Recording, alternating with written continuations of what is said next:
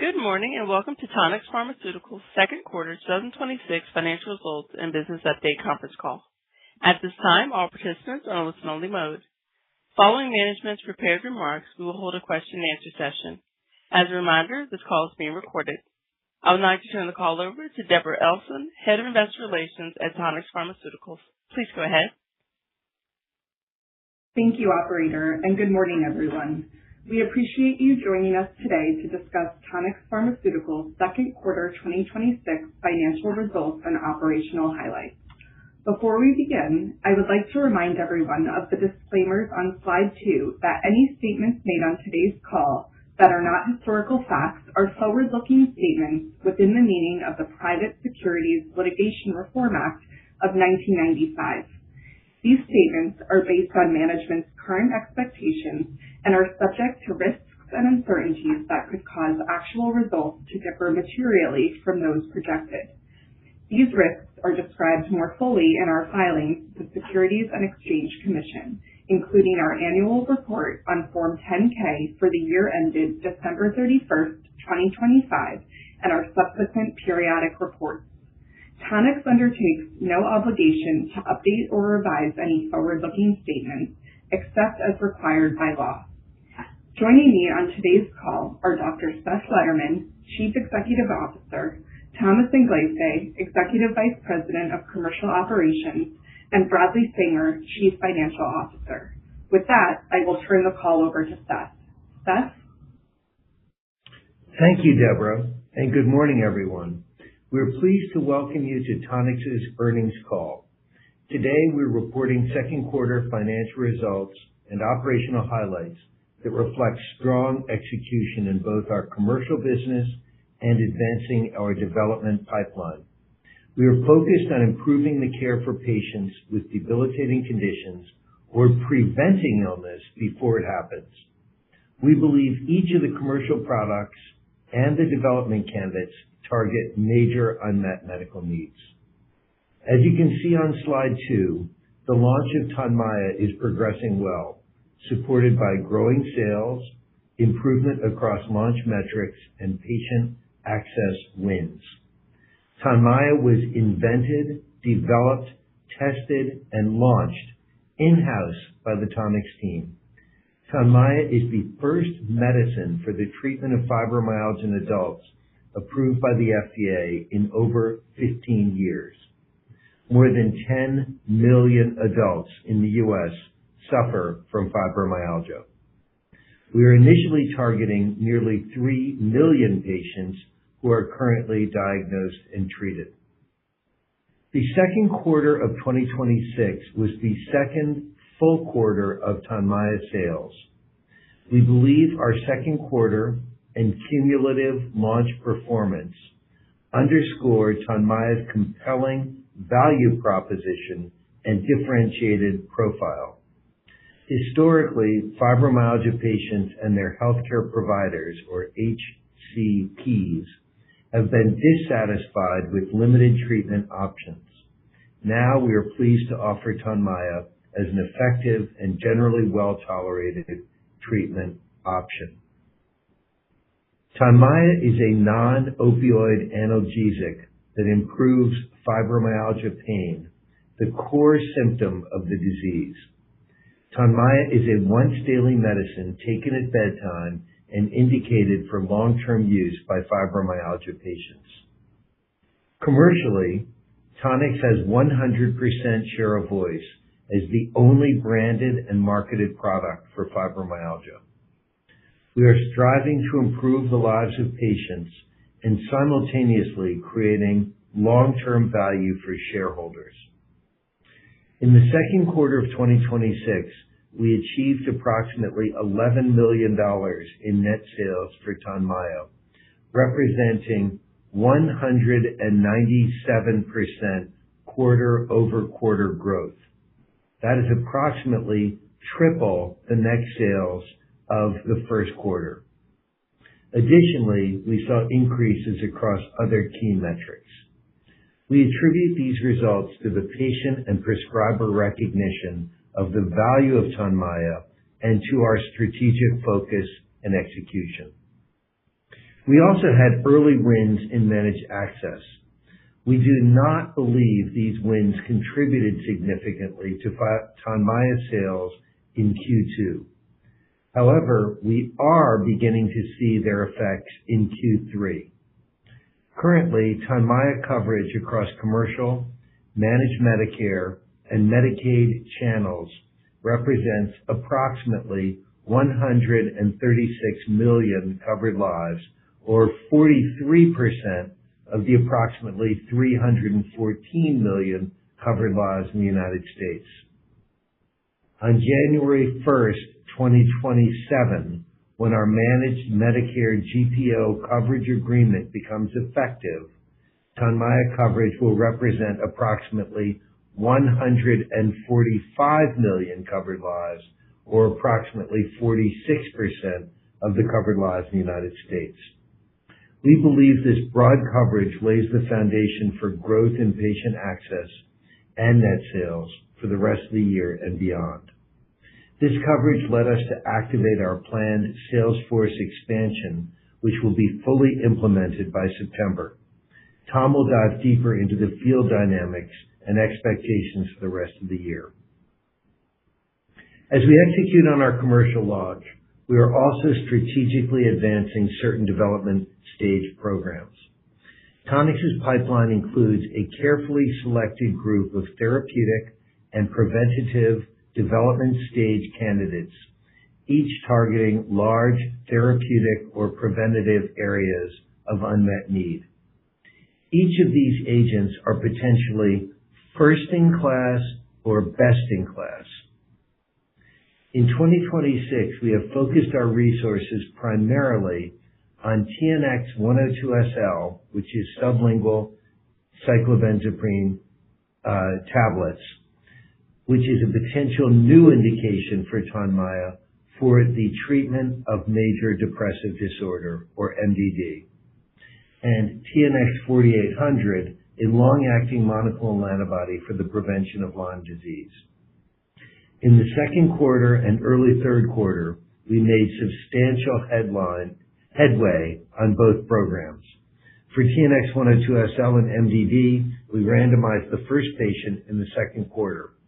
For TNX-4800 in Lyme disease prevention, we held a constructive Type C FDA meeting and received positive final minutes on our planned adaptive phase 2 study, which we expect to begin enrolling in the first quarter of 2027.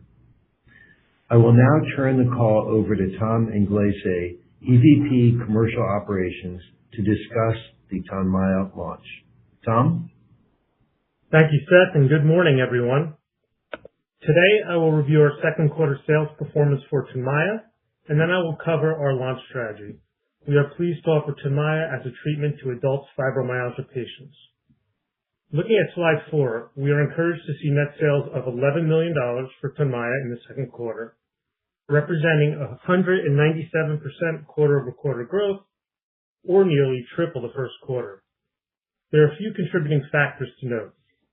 First, we are seeing proactive patient and prescriber hand raisers interested in Tonmya, and we're gaining traction with our HCP target list.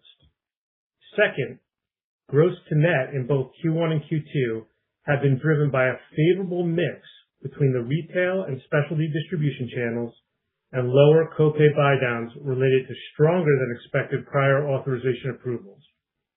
We have historically shared that we expect fluctuations quarter over quarter, as is common early in commercial launches. We expect continued fluctuations for gross to net in both Q3 and Q4. Now we'll look at our key performance indicators for Tonmya.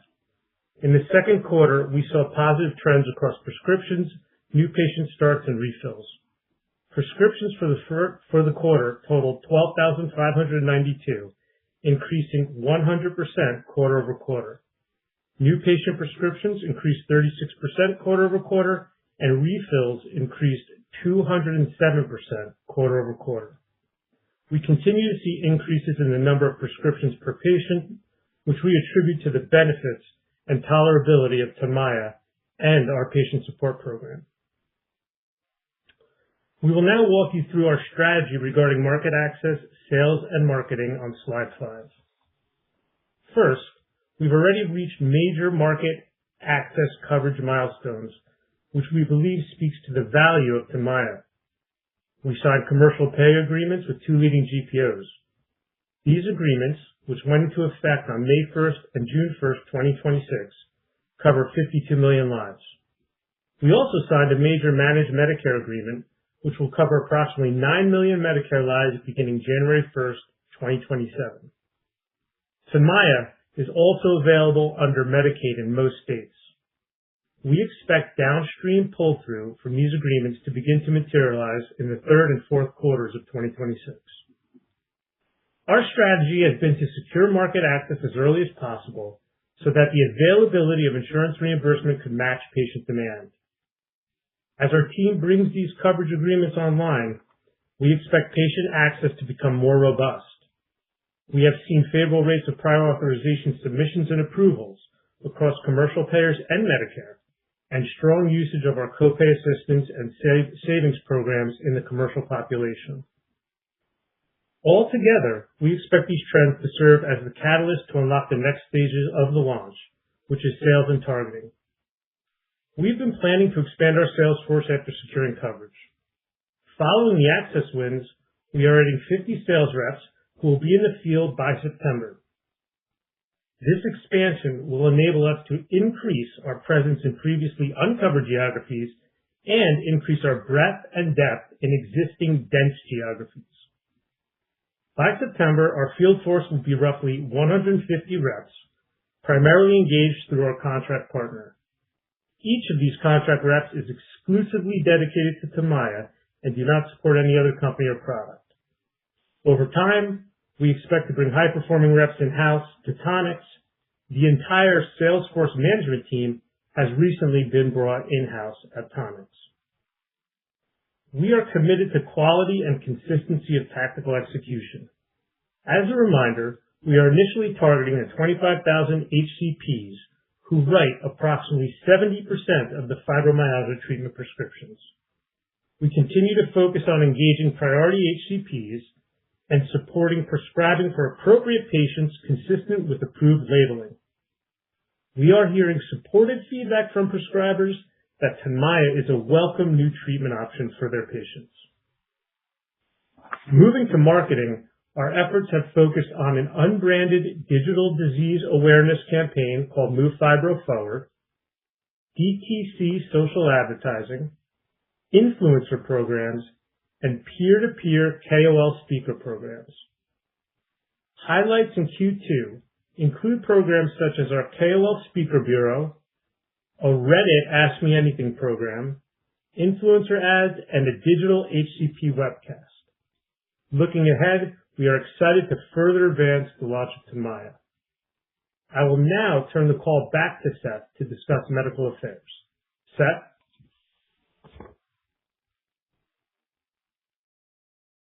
Thank you, Tom. Medical affairs is making headway with KOL engagements and education through conference symposia and data presentations. A key focus of our efforts has been on raising awareness among HCPs for the current fibromyalgia diagnostic criteria that state fibromyalgia is not a diagnosis of exclusion. The outdated conception that fibromyalgia was a diagnosis of exclusion created a barrier to diagnosis for 2 reasons. First, a diagnosis of exclusion was an unreasonable standard because no amount of lab tests or imaging can prove a negative. Second, the medical community now recognizes that fibromyalgia commonly occurs in the context of other conditions, including long COVID, chronic Lyme, systemic lupus, rheumatoid arthritis, and cancer. This means that these other diagnoses should not exclude the diagnosis of fibromyalgia. We believe broader understanding of the current diagnostic criteria could meaningfully grow the addressable fibromyalgia patient population and help patients get diagnosed and treated earlier in the course of their condition. It currently takes, on average, over 6 years for patients to be diagnosed with fibromyalgia. Moving on from medical affairs, I now want to update you on the pipeline. We are advancing our development pipeline. Today, I will focus on TNX-102SL and TNX-4800. Moving to slide 6, TNX-102SL for the treatment of MDD could potentially serve as a label expansion for Tonmya. In June, we randomized the first patient in Horizon, a potentially pivotal phase 2 study evaluating TNX-102SL as first-line monotherapy in adults with MDD. We are targeting the enrollment of approximately 360 patients in the U.S. Eligible participants must be 18 years of age or older, currently experiencing a moderate to severe major depressive episode. Participants are being randomized to receive TNX-102SL 5.6 milligrams taken sublingually at bedtime or matching placebo. The primary endpoint of the study is the change from baseline in MADRS total score at week 6. Secondary endpoints include global impression scores, anxiety ratings, and measures of sleep quality.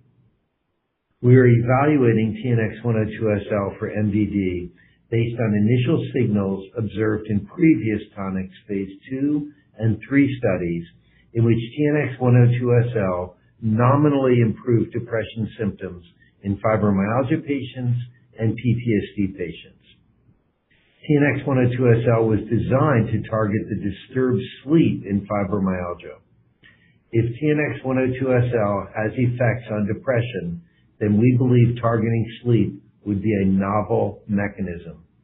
The use of SSRIs and SNRIs for depression are frequently associated with treatment-emergent insomnia. Another Tonmya label extension is acute stress disorder and acute stress reaction. An investigator-initiated phase 2 study called OASIS is enrolling at the University of North Carolina, funded by a United States Department of Defense grant to University of North Carolina, and for which we expect to report top-line data in mid-2027. Now I'll move to slide 7 to discuss TNX-4800, our long-acting monoclonal antibody for the treatment of Lyme disease, for the prevention of Lyme disease. Positive FDA meeting minutes demonstrate alignment on the key elements of our adaptive phase 2 study design and support study start in the first quarter of 2027. Currently, no FDA-approved vaccines or prophylactics for Lyme disease are available. We believe TNX-4800 could potentially change the prevention paradigm. It targets the outer surface protein A, or OspA, on the Lyme-causing Borrelia bacteria. One type of Borrelia, Borrelia burgdorferi, causes 99.9% of Lyme disease cases in the United States. TNX-4800 is designed to act in the midgut of the Borrelia-infected deer tick. If someone is treated with TNX-4800 before getting bitten by the tick, then the tick sucks 4800 containing blood into its midgut. TNX-4800 either kills or blocks the maturation of Borrelia burgdorferi in the midgut of infected deer ticks while they are sucking the victim's blood. This mechanism blocks transmission and infection. OspA is a validated target for antibodies. TNX-4800 is engineered for an extended half-life to provide a longer duration of protection after dosing relative to standard monoclonals. As a monoclonal antibody, we believe TNX-4800 has important advantages over vaccines, namely that it provides protection within 2 days after one dose, compared to a prior vaccine or a vaccine in development that takes 3 or 4 separate immunizations over at least 6 months to provide protection. Also, TNX 4800 does not require a host immune response like vaccines. That means it doesn't depend on the host's immune system, which is known to be less active in older people and people with certain conditions. After reporting phase 1 data earlier this year and meeting with the FDA in early Q3, we now have a clear view of our planned phase 2 study. Pending FDA agreement on the final study protocol, we plan to conduct a randomized, placebo-controlled, adaptive field study. We expect to enroll approximately 3,300 adult participants. These volunteers, aged 18 and older, will be recruited from Lyme endemic areas in the U.S. and selected for their engagement in activities that increase their risk of deer tick bites. We expect this to be a 2-season study and expect to enroll the majority of participants in 2028. If the attack rate is lower than planned, enrollment could potentially extend into 2029. The primary efficacy endpoint will be Lyme disease prevention through 6 months after the first dose, and a key secondary efficacy endpoint will be prevention through 3 months. Although it is a phase 2 study, we believe it has the potential to demonstrate efficacy. The primary safety objective will be to evaluate the safety and tolerability of TNX 4800 over a 52-week period after dosing. Participants in the planned adaptive phase 2 field study will be randomized 1-to-1 to receive either placebo or TNX 4800 450 milligrams sub-Q in the spring and another dose approximately 3 months later. Our focus in 2026 has been on manufacturing investigational product for TNX 4800, which is on track for delivery to study sites in the first quarter of 2027. With that, I will turn the call over to Bradley Sanger, our Chief Financial Officer, to review our financial results. Bradley? Thank you, Seth, and good morning, everyone. On slide 8, I will review the financial results for the second quarter ended June 30th, 2026. Net product revenue for the second quarter of 2026 was approximately $13.5 million, which consisted of approximately $11 million from Tonmya and $2.5 million from Zembrace, Simtouch, and Tosymra, which are our migraine products. This compares to $2 million for the same period in 2025, which consisted only of Zembrace and Tosymra. Tonmya was approved last August and launched in November, and the second quarter of 2026 was Tonmya's second full quarter of sales after launch. Cost of sales for the second quarter was approximately $0.7 million compared to $3.3 million for the same period in 2025. The decrease in the cost of sales was predominantly driven by a change in product mix and a write-off of migraine products in 2025. Research and development expenses were approximately $19.4 million compared to $10.8 million for the same period in 2025. The increase was primarily driven by higher manufacturing and clinical expenses reflecting pipeline prioritization along with increased employee-related costs from higher headcount. Selling, general, and administrative expenses were approximately $36 million compared to $16.2 million for the same period in 2025. The increase was primarily driven by sales and marketing investments behind the launch of Tonmya and our migraine products, together with higher employee-related and professional expenses.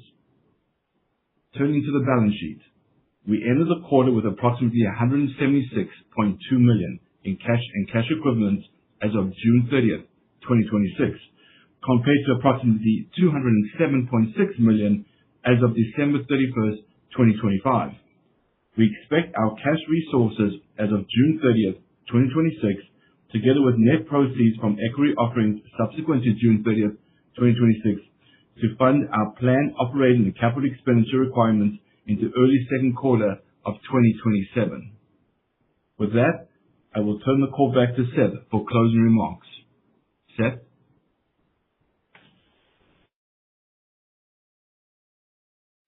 Thank you, Bradley. We'll move to slide 9. In the second quarter, we delivered progress on the launch of Tonmya and on the development of 2 of our mid-stage clinical development programs, TNX-102SL for the treatment of MDD and TNX-4800 to prevent Lyme disease in the United States. We entered the second half of 2026 with meaningful momentum. Our strategic priorities are clear: deliver on the promise of Tonmya, advance the development of our mid-stage clinical programs, and drive sustainable growth to create value for all shareholders. Patients remain at the forefront of our work, and our team is dedicated to supporting them. For Tonmya, we remain focused on driving growth across net sales and KPIs, working to secure patient access and deploying our expanded sales force. For TNX-102SL, we will continue to execute on the enrollment of the potentially pivotal phase 2 study in MDD. For TNX-4800, we are manufacturing the investigational product in 2026 to begin the adaptive phase 2 field study in preventing Lyme disease in the first quarter of 2027. With that, we will now open the call for questions. Operator?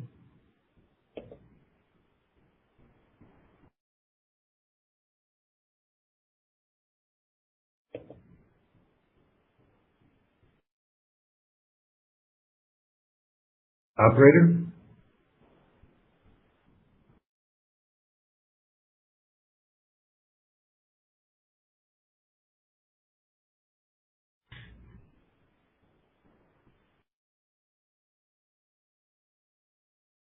Thank you. If you'd like to ask a question, please press star 11. If your question has been answered and you'd like to remove yourself from the queue, please press star 11 again.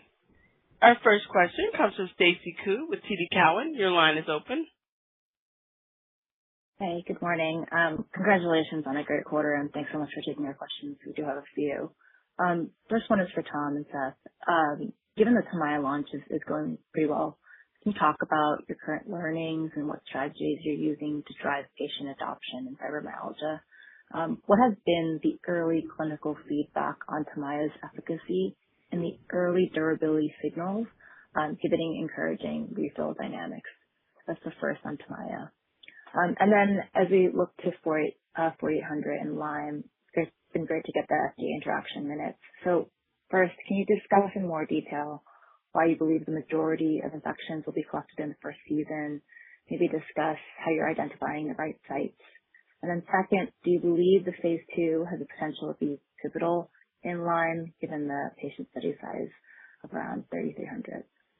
Thanks so much. And then actually before I let you guys answer the questions, just some really quick quarterly clarifications for Tonmya. One, what gross to net range would you expect for Q3 and Q4, given the favorable mix we saw in Q2? And kind of the same question, but what kind of inventory nuances we should consider for Q2? Thanks so much. Thank you very much, Stacy. So there are 3 parts to your question. Tom, would you please address the question about Tonmya's launch? Sure. And the early clinical feedback? Yeah, absolutely. Thanks very much. Yeah, so the early feedback we have received from HCPs is that Tonmya is, like I said, a welcome addition, a new product into the space. There hasn't been anything for 15 years. The durability thus far has been very good. We have seen, as you mentioned, a high rate of refills. I really attribute that to, the effectiveness of the product and the tolerability of the product, especially. So the feedback has been positive. We're going to continue, obviously, to target over time with our sales force those key writers, as I mentioned. And we're excited for the additional reps because we can increase our breadth and depth. So all in all, signs have been very positive, and the durability and refill signals have been positive as well. Great. Thank you, Tom.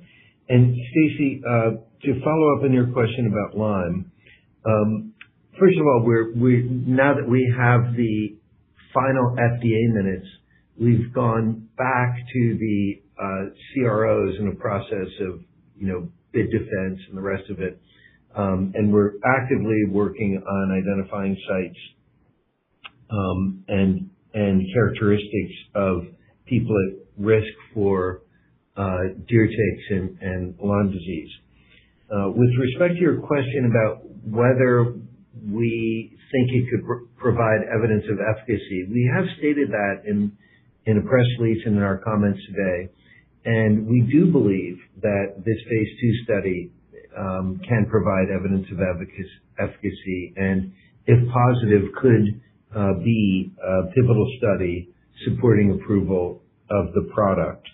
The study will be conducted, as a potential registrational study, and the key question will be whether we accumulate enough events, which is mostly driven by Lyme disease cases in the placebo group in our observation period. So now let me turn the third part over about the quarterly gross to net back to Tom. This quarterly gross to net and also about inventory of Tonmya to Tom. Great. Thanks again. Yeah. So, as we mentioned, we don't disclose specifics about our gross to net. What I can say is that we've seen as I mentioned earlier, we've seen the gross to net positively being impacted by our mix in our channel. The prior approval submissions and approval rates have been strong as well. And we obviously have new coverage that's coming online. So, I would anticipate the gross to net in the range similar to what we've seen, in Q1 and Q2. In terms of inventory, I'm assuming we're talking about the inventory at the wholesalers. We track that, and we have seen a consistent days on hand as demand has increased. So there's been really no incremental inventory build at our, wholesaler and distributor partners. So I think that was probably where you were going with the inventory question.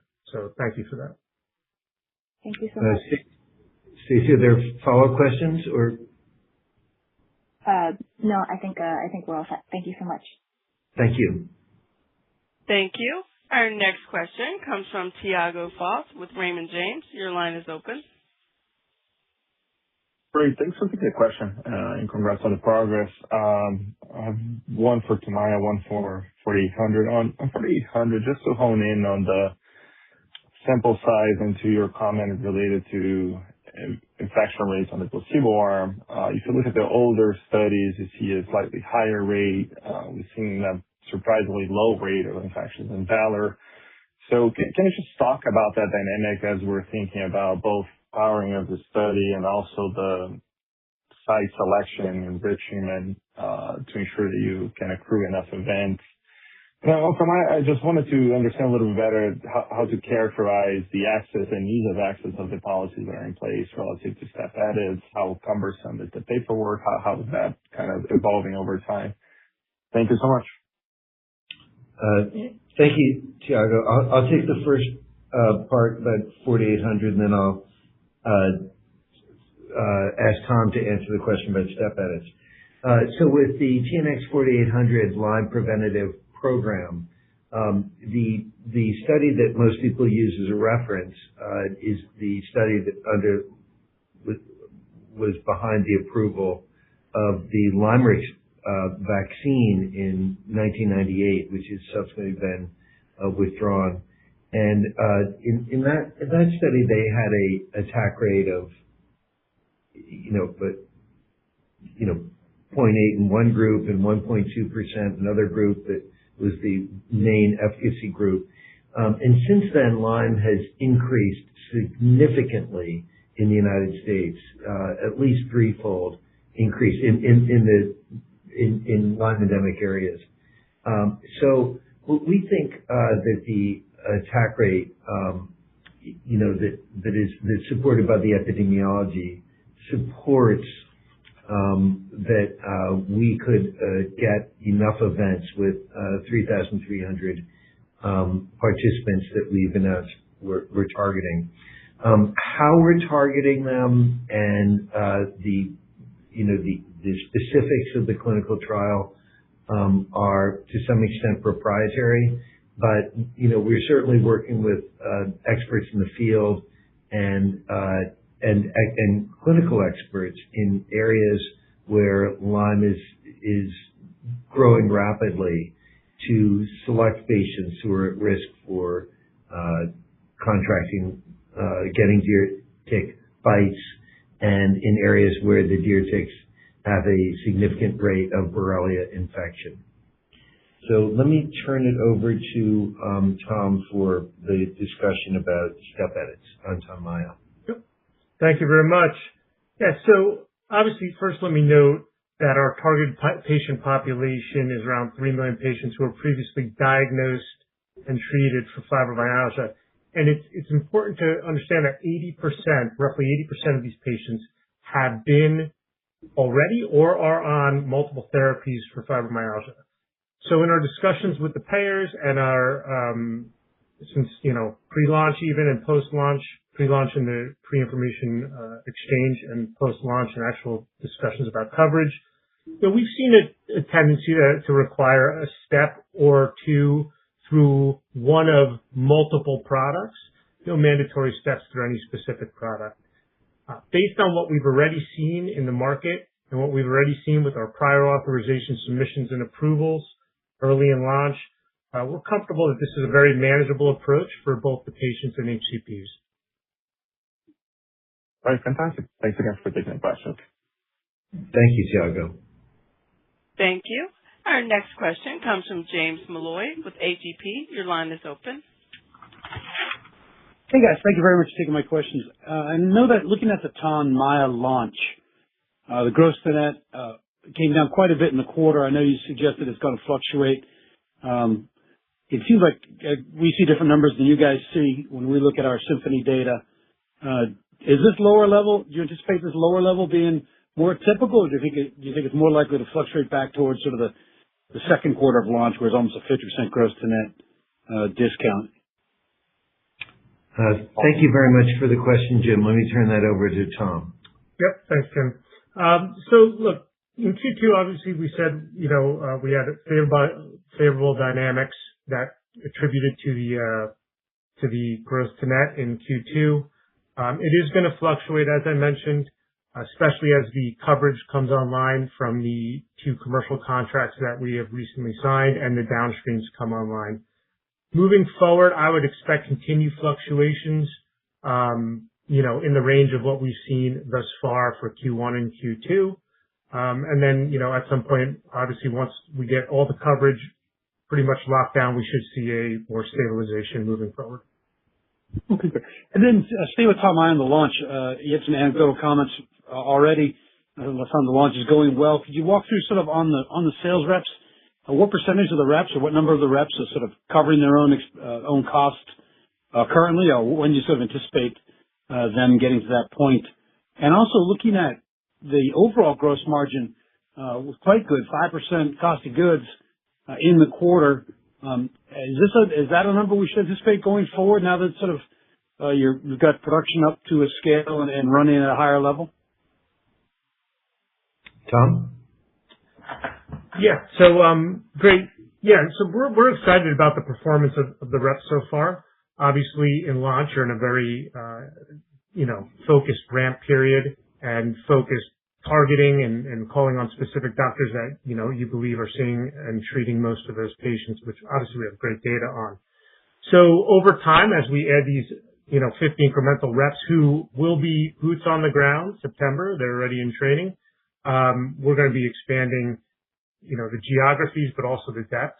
I would anticipate that over the course of 2027, we'll see, a good portion of those reps, all the reps, covering, the cost of the reps and continuing to drive new patients, scripts, refills, et cetera. So we're excited about it. We're looking forward to getting to even more doctors with Tonmya and patients.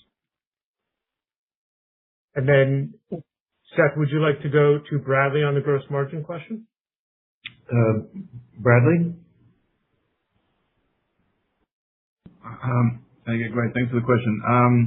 So obviously, as we mentioned, we do have certainly a product mix that's shifting, over time. So obviously we don't guide to exactly what our, numbers would be, but, I would expect, again, a bit of fluctuation as we try to solidify various levels. And so, I think that's where we will be for at least the next quarter or two. And hopefully once things have stabilized, we will be able to have a more, regular, gross to net as well as margins as well. Okay, final question then, if I could please, on 4800, the study starting up. Could you sort of compare and contrast any learnings you may have got from Pfizer's Valor study, which just missed significance? I think they didn't have quite enough people get infected, and how you can best try to work around that in the 4800 study. Thank you, Jim. I'll take that. The Pfizer study was very different from the study that we're planning. They had a very significant proportion of their patients enrolled from Europe, and we're planning a U.S.-only study. Their study was evaluating a vaccine product that took about a year to develop immunity, and then they were looking at immunity after at protection after the immunity. Whereas our product, we believe it would provide protection within 2 days of the first dose. So a much simpler product to get and for people to understand, and the engagement with volunteers is shorter. So I think that several characteristics of our study are different. The U.S. focus, the product that we're evaluating, and also, I think that we, are speaking to experts and clinicians who see a lot of Lyme in the United States. And I think that we have confidence that we can do a better job of identifying people at higher risk of Lyme than was seen in that study, although, our ability to understand all the details of that study are limited. Thank you very much for taking the questions. Thank you, Jim. Thank you. I'm showing no further questions at this time. I'd like to turn the call over to Seth Lederman for closing remarks. Well, we're very grateful to everyone who participated, and particularly those who asked questions. We are excited about the success with Tonmya so far and our clinical programs, and we look forward to keeping our investors and stakeholders engaged and updated as we make progress in 2026 and beyond. So with that, I want to thank everyone on the call, particularly the management team, and thank you very much. This is the end of the call. Thank you for your participation. You may now disconnect. Good day.